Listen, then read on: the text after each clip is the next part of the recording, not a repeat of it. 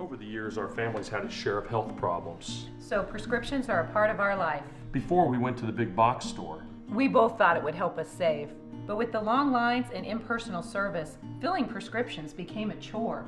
That's when a friend recommended D&H. Now Tristan knows our prescriptions. Brenda always helps us find the right vitamins. And after Dad's fall, Monica's been a real expert with all our home medical needs. All without the lines. Trust and service. That's our D&H.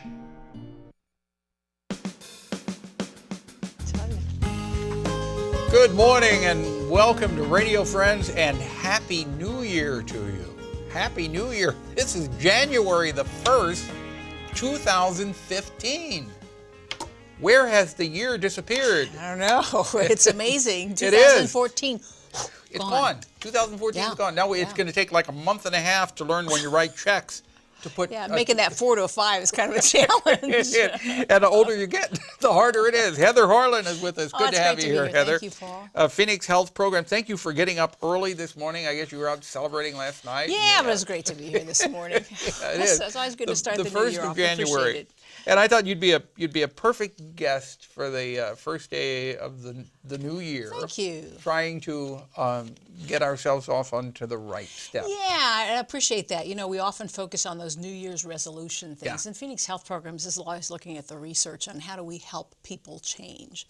So that kind of biting off a big, huge, abrupt change often doesn't work for people. Right. So, We were talking about that yesterday.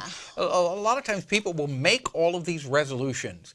They'll come up to the new year and say, I'm making a resolution. I'm not going to do this, but I'm going to do that. I'm going to exercise a lot more. I'm not going to eat. I'm going to stop smoking.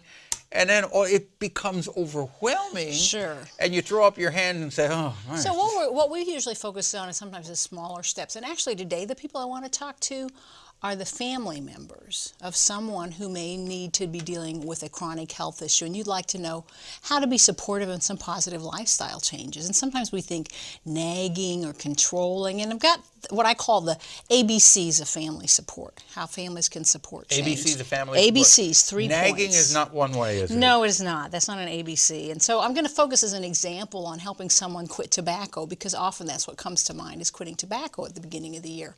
But the ABCs that I'm going to outline real quickly would be A, appreciation, B, boundaries, and C, change. Okay, A, appreciation.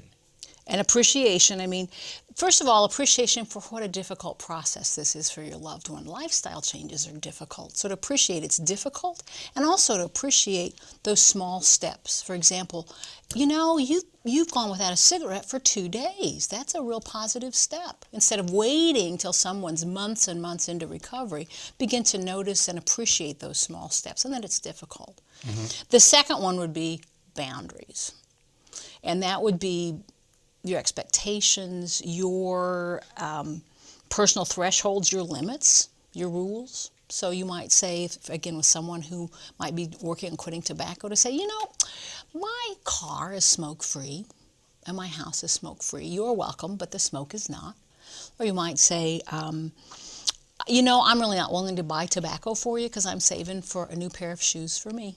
So to be able to set those boundaries, to take care of yourself, it's really important to take care of ourselves. Even when we're wanting to help a loved one, we have to take care of ourselves. Yes, and I like what you mentioned about setting the boundaries about your house, saying, you're welcome to come to my house, but my house is smoke-free. Right, so it could be smoking, it could be substance-free, it could be some other issues in which you just would prefer to have your abode different, and those are your boundaries. And that's not being rude. No. It's not being rude, because you have the right to say in your castle, your house, right, that you do not want something. Right.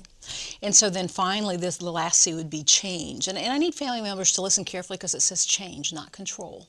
If you had control of the situation, it would have been resolved already. You don't have control, that's why there's tension. But looking at C, change in the environment and a change in yourself. So instead of complaining or nagging, for example, you might look for opportunities to offer to help. Ask your loved one, would it help if I changed the after dinner routine and we went for a walk together if you're working on giving up that cigarette? Or you might ask, would it help if I gathered more information on the Phoenix Health programs, on the Freedom from Smoking program? Would that be helpful? Ask them an offer, and if they say no, then say, okay, thank you. Thanks for thinking about it. If they say no, they don't want your help on that, you say, right. Okay. Yeah. And then you begin to change yourself. Isn't that kind yourself. of hard, though, for you? Of course it's hard, but that's why it's also hard. Especially for people who are a little bit pushy. Wait a minute, I'm trying to help you Exactly. But again, to be able to change yourself, and what can you do? Because if you're looking at ways you can be more positive, you can be more relaxed and interact in positive ways with your loved one, they might be more likely in the future to accept help than if we're naggy and complaining and we keep pushing something on. So you can offer to help, say, would this help? And if they say, okay, well, thanks for thinking about it.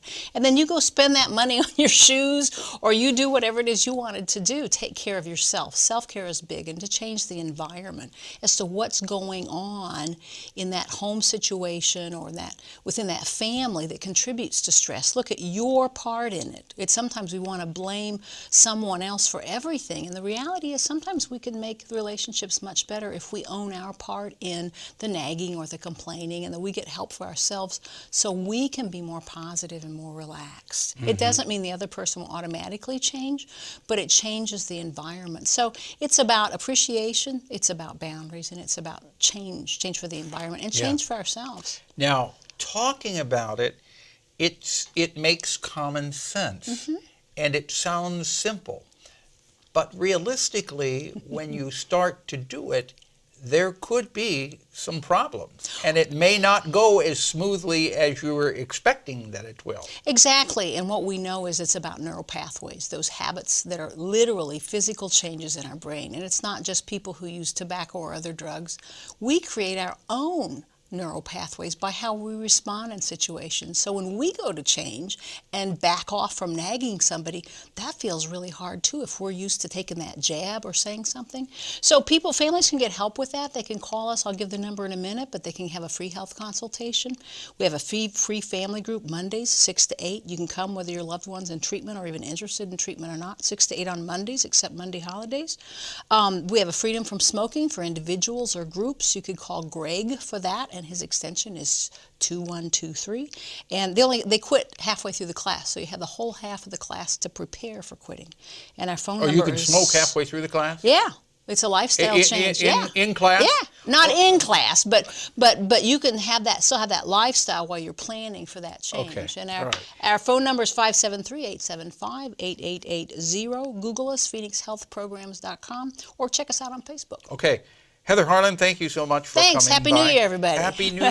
Happy New Year to you. And if you're going to be out driving. Yeah, best wishes for everybody on their changes this year. Right. I hope Small ones. 2014 was a good year for me. Yeah. I hope it was for you, and I wish you the very best of 2015. Thanks. Yeah, okay. Take those little steps to change, everybody. Yeah. Thanks. All right.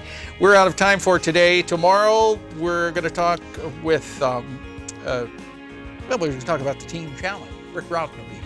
Our program directed by Travis McMillan, Reynolds Journalism Institute. Audio is Pat Akers from KBIA. Our floor director is Lowell Thomas.